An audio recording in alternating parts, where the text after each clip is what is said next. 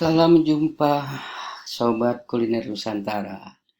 Bersama Ayat Taufik Arifin dari Ikatan Ahli Boga Indonesia.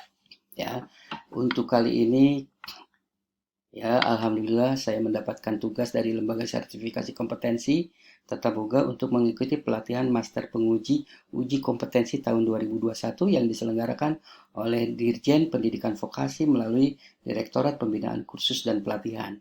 Nah, untuk kali ini saya akan melakukan sosialisasi peraturan perundangan tentang sertifikasi kompetensi.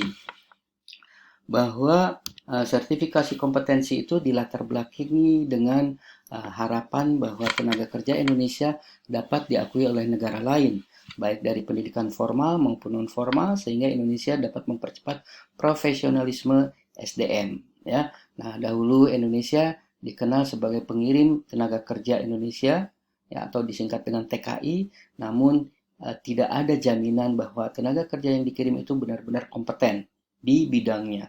Ya, nah dengan adanya sertifikasi kompetensi ini, besok-besok kalau tenaga kerja Indonesia itu akan pergi kemana, ya, itu harus ada memperlihatkan sertifikat kompeten, ya.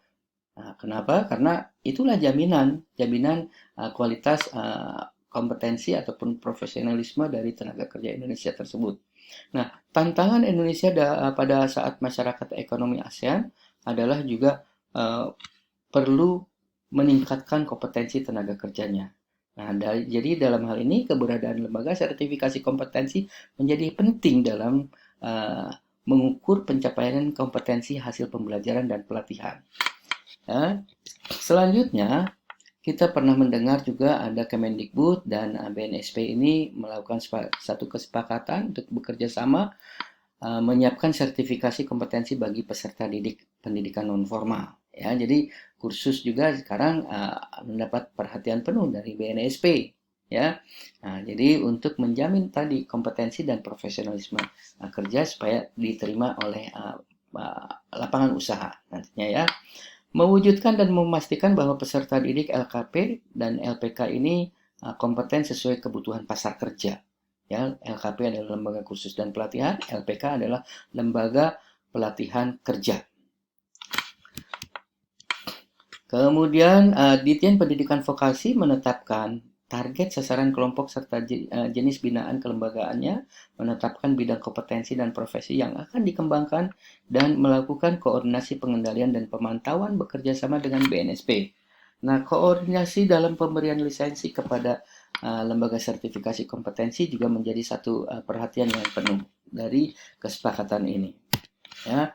Nah, ini selanjutnya dasar hukum dari sertifikasi kompetensi adalah Undang-Undang Nomor 20 Tahun 2003 tentang Sistem Pendidikan Nasional.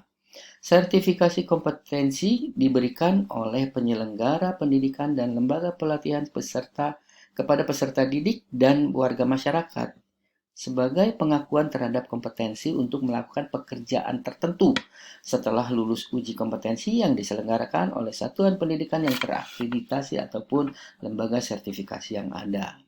Ya. Kemudian dasar hukum yang kedua adalah adanya Peraturan Presiden Nomor 8 Tahun 2012 tentang Kerangka Kualifikasi Nasional Indonesia atau disingkat dengan KKNI. Ya, KKNI adalah kerangka penjenjangan kualifikasi kompetensi yang dapat menyandingkan, menyetarakan, dan mengintegrasikan antara bidang pendidikan dan bidang pelatihan kerja serta pengalaman kerja dalam rangka pemberian pengakuan kompetensi kerja sesuai dengan struktur pekerjaan di berbagai sektor. Nah, ini jenjangnya itu bisa kita lihat Kerangka Kualifikasi Nasional Indonesia. Nah, di mana lembaga kursus dan pelatihan itu berada? Di sini di antara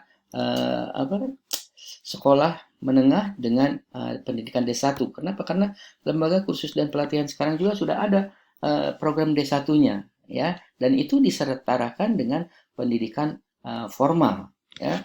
Nah, kalau sudah mendapatkan kursus ataupun pelatihan, kita bisa uji kompetensi di minimal di level 3, ya, di level 3 ke atas, ya.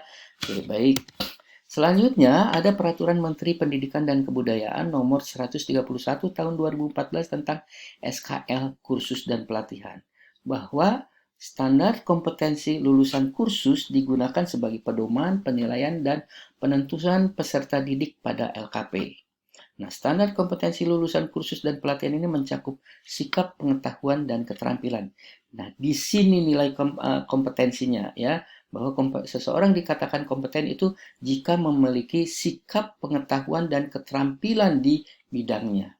Ya, baik. Nah, ini adalah contoh sertifikat kompetensi yang dikeluarkan oleh LSK Tata Boga ya.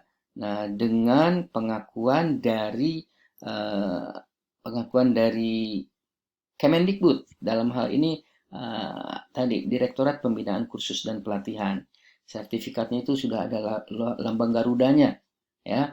Kemudian ada nomor registrasinya di sini tercatat.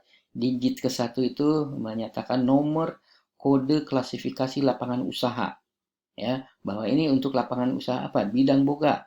Nah, itu. Jadi ada kode digitnya. Kemudian digit kedua menunjukkan nomor kode klasifikasi jabatannya. Untuk jabatan apa di boga itu ya, ataupun di kitchen itu misalnya ada jabatan uh, cook helper, kemudian ada jabatan cook, lalu ada jabatan CDP atau chef de party, ada jabatan-jabatan lainnya. Ya, kemudian digit ketiga di sini menunjukkan jenjang kualifikasi yang mengacu pada kerangka kualifikasi nasional Indonesia. Nah, menunjukkan nomor urut sertifikat digit keempat, digit kelima menunjukkan tahun penerbitan sertifikat. Ya, nah, siapa yang tidak tertarik mendapatkan sertifikat dengan logo Garuda Pancasila ini? Ini berlaku internasional, ya. Nah, sudah mendapat ada jaminan. Tidak ada boleh satu lembaga lain tanpa izin dari pemerintah membuat lambang Garuda di dalam sertifikatnya, ya. Nah, LSK Tata Boga punya kuasa untuk melakukan pencantuman logo Garuda ini. Kenapa? Karena LSK Tata Boga itu diakui ya oleh Kemendikbud, Direktorat Pembinaan Kursus dan Pelatihan. Demikian sobat kuliner Nusantara, kami tunggu untuk mengikuti uji kompetensi melalui LSK Tata Boga, ya, melalui Ikatan Ahli Boga Indonesia, melalui uh, Pelangi, ya, karena kita dua organisasi inilah yang membangun lembaga sertifikasi kompetensi. Demikian, sekian, terima kasih. Wassalamualaikum warahmatullahi wabarakatuh.